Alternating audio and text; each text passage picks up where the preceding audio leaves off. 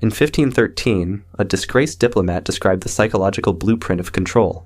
The church banned it. Kings studied it in secret. For 500 years, it was seen as the darkest of political arts. But what if it wasn't an art? What if it was a prediction of human neurobiology? In 2006, neuroscientists put passionate political supporters into brain scanners and showed them evidence of their chosen leaders lying. Clear, documented contradictions. Undeniable proof. The reasoning centers of their brains went dark. Meanwhile, reward circuits, the same ones that light up in substance addicts, exploded with activity.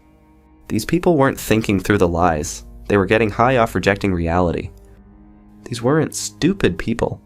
They were educated citizens whose brains had discovered something more powerful than truth, that defending a comfortable lie feels better than accepting an uncomfortable fact. Modern science now reveals that Machiavelli wasn't just giving advice to princes. He was documenting the vulnerabilities hardwired into every human brain. This is the forbidden knowledge, translated into the language of your neurons. What follows is the architecture of manipulation, the exact mechanisms that transform lies into truth, manufacture consent, and make you defend the people controlling you. You'll learn to recognize when you're being played. But here's your warning. This will make you question every authority you've trusted and every comfortable belief you've held. The knowledge was banned for a reason. That man was Niccolò Machiavelli, a Florentine diplomat tortured and exiled in 1513 for knowing too much about power. From exile, he wrote something unprecedented. Not philosophy about justice, but cold observations about what makes rulers succeed and fail. The book became synonymous with manipulation itself, banned by the church, condemned publicly, studied privately by every ruler who wanted to maintain power.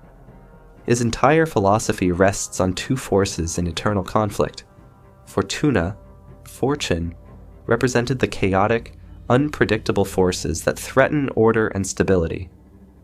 Machiavelli described her as a destructive river that floods without warning, destroying everything in its path. She is the random catastrophe, the unexpected crisis, the overwhelming complexity of existence that human minds cannot fully control. Virtù, which doesn't mean moral virtue but rather the ability to command power and impose order, is the prince's weapon against Fortuna's chaos. It's the capacity to act decisively, to manipulate circumstances, to maintain control, when everything threatens to spiral into disorder. Now, translate this to your modern existence. Every single day you face Fortuna in the form of information overload. More data than a medieval scholar encountered in their entire lifetime crashes into your consciousness. Climate models with thousands of variables, economic systems spanning continents, technologies you don't understand governing your entire existence, geopolitical tensions, pandemics, social upheaval. Your brain is drowning in complexity, and somewhere deep in your neural architecture an alarm is screaming for relief. This is where simple lies become irresistible. When someone offers you a narrative that cuts through the chaos, clear enemies, obvious solutions, easy explanations, your brain doesn't evaluate it critically. Your brain seizes it like a drowning person grabbing a rope. This is your mind desperately exercising its own virtù, trying to impose order on Fortuna's overwhelming chaos. Psychologists call this cognitive ease. Machiavelli understood it as a feature of human nature that rulers could weaponize. When information slides into your mind effortlessly, your brain mistakes that ease for truth. If it's simple, it feels accurate. If it's complex, it feels suspicious. This is the first weapon, exploitation of cognitive overload. A conspiracy theory spreads claiming a DC pizzeria is the hub of a child trafficking ring run by powerful figures. The theory is complex in scope, coded messages, elaborate networks, yet its core is devastatingly simple. Evil people hurting children, and here's exactly where. Edgar Welch, 28, drove from North Carolina armed with a firearm. He wasn't insane. He had done research, watched videos, connected dots. He genuinely believed he was rescuing children. His mind had taken the genuine complexity of institutional corruption that does exist in the world, all that overwhelming fortuna and compressed it into one simple story with a clear address and an obvious villain. Machiavelli would recognize Welch instantly, not as a fool, but as a man overwhelmed by fortuna who grabbed onto the first narrative that offered the illusion of virtù, the feeling of understanding, control, and righteous purpose. As Machiavelli wrote, "Men are so simple of mind and so much dominated by their immediate needs that a deceitful man will always find plenty who are ready to be deceived." Research on cognitive load confirms this. When your brain is exhausted, you don't just prefer simple explanations, you become neurologically incapable of processing complex ones. In that depleted state, whoever offers the simplest story owns you. Machiavelli said a ruler must be both lion and fox. The lion is raw force, censorship, punishment, overt coercion. But the fox is more subtle, more modern. Its tool is repetition. The fox knows a truth neuroscience now confirms. Your brain mistakes familiarity for fact. This is the illusory truth effect. A lion can silence a truth. But a fox can do something more perverse. It can manufacture a new truth through pure, patient repetition. The modern fox doesn't fight the truth. It drowns it in volume. One bold lie is a scandal. One lie, repeated by a network of platforms, parroted by influencers, and amplified by algorithms, becomes ambient reality. The fox builds a new normal, neuron by neuron, using your own brain's shortcut against you. Modern psychology has documented this precisely. Show people a statement once, they're skeptical. Show them the same statement 3 times, they rate it significantly more truthful, even when they consciously know it's false. Even when researchers warn participants beforehand, it still works. Your brain uses familiarity as a shortcut for truth. You cannot override this through willpower. Machiavelli didn't have brain scanners, but he watched which rulers succeeded with their lies. The pattern was undeniable. Rulers who told one bold lie struggled. Rulers who repeated the same lie consistently, they succeeded. This is the second weapon, repetition transforming lies into functional truth. Think about advertising jingles from childhood still lodged in your brain. You were never convinced by rational argument. You heard the same song 5,000 times until the association became automatic. Now scale this to political power. A leader makes a false claim Monday. By Tuesday, it's repeated on a dozen platforms. Wednesday, supporters echo it everywhere. Thursday, media covers the controversy, repeating it while discussing whether it's true. Friday, fact-checkers debunk it, repeating it again in the correction. By next Monday, the lie has been repeated so many times that challenging it feels like challenging reality itself. People who hear the correction once face a brain that's encountered the lie 50 times. The mathematics aren't close. The lie wins by pure volume. As Machiavelli observed, a prince never lacks legitimate reasons to break his promise. Not because princes are inherently evil, but because they understand something fundamental about human psychology. People judge more by appearances than by underlying reality. The performance of truth, repeated consistently, becomes more powerful than truth itself. Authoritarian systems understood this long before brain scans could prove it. Control the repetition. Control the reality. You don't need to ban alternative viewpoints if you can simply out-repeat them. Flood the zone with your narrative. Say it confidently. Say it consistently. Say it until contradiction feels like the aberration rather than your original lie. What messages are currently being repeated in your mental environment? What claims have you heard so many times that you've stopped evaluating whether they're actually true? Your brain has already been shaped by whatever information ecosystem you inhabit. The fox has already done its work. Here's an uncomfortable truth Machiavelli understood. People don't actually want freedom. Real freedom is paralyzing.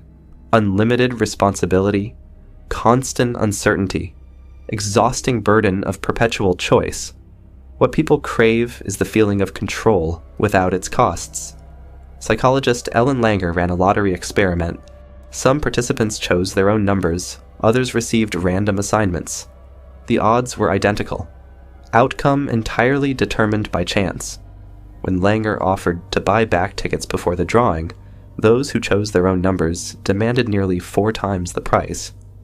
They had developed emotional investment in a random outcome simply because they performed the ritual of choosing. This is the third weapon, the illusion of choice.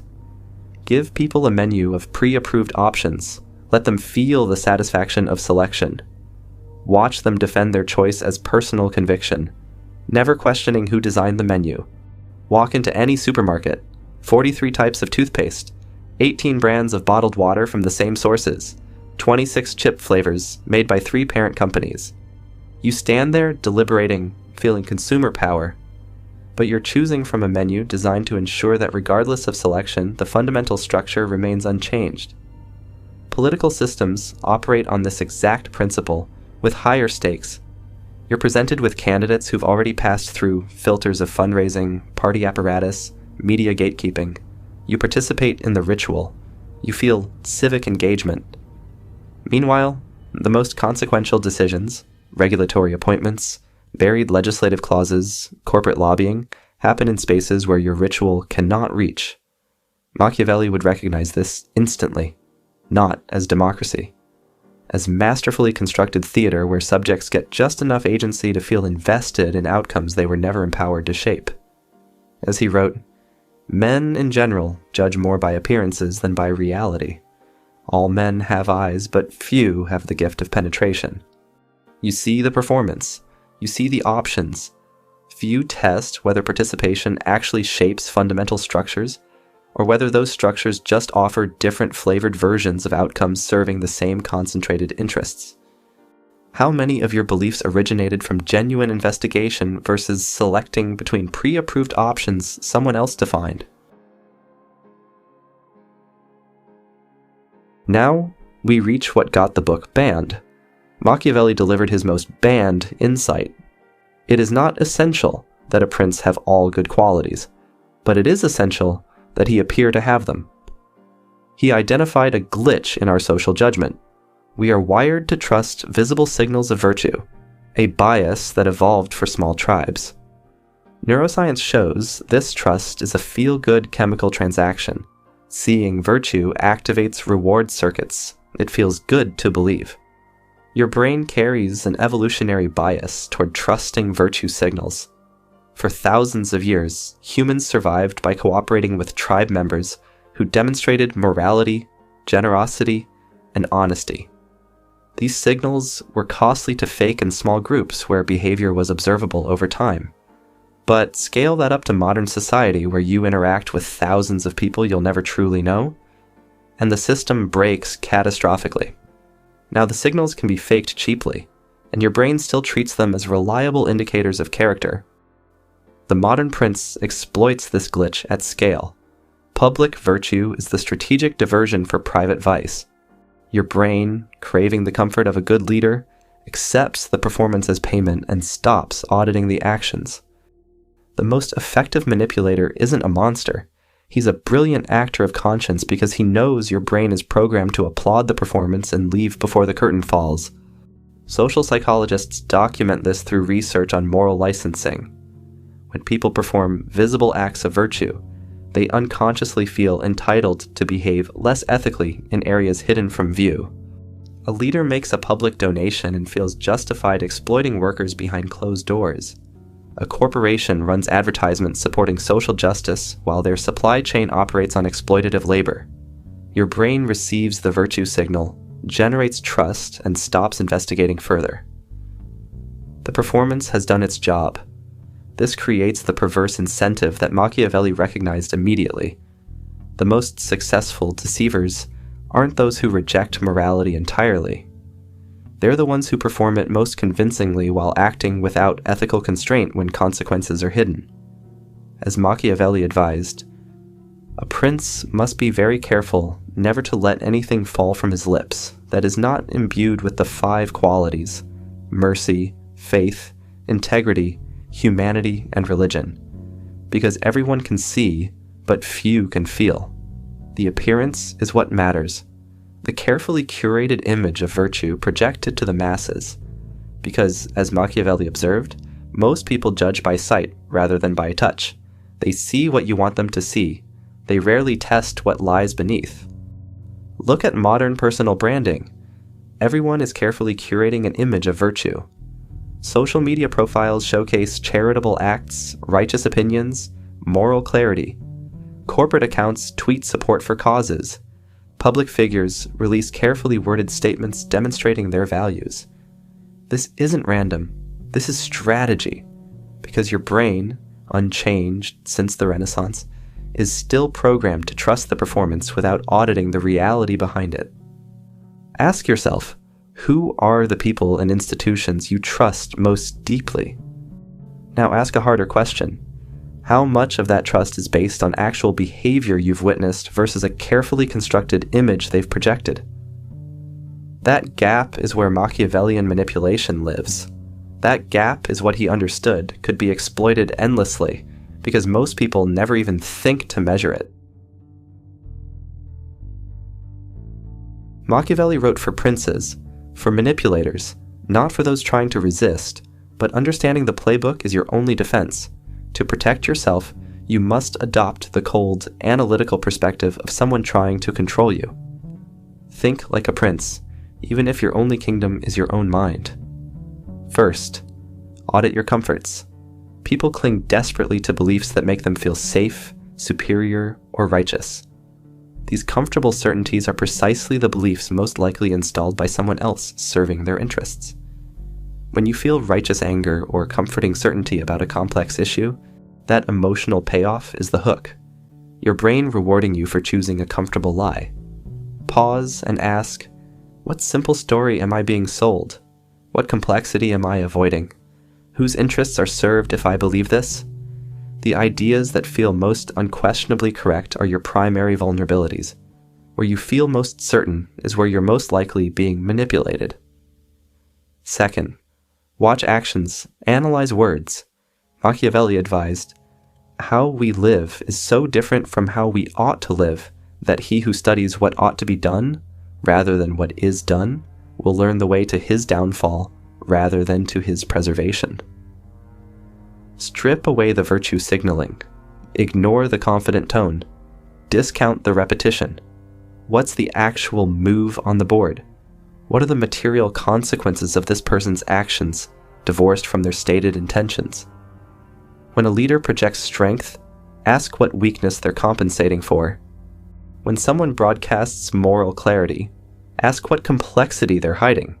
When you encounter absolute certainty, recognize it as performance, because genuine expertise usually comes with doubt. Third, embrace complexity deliberately. Your brain gravitates toward cognitive ease.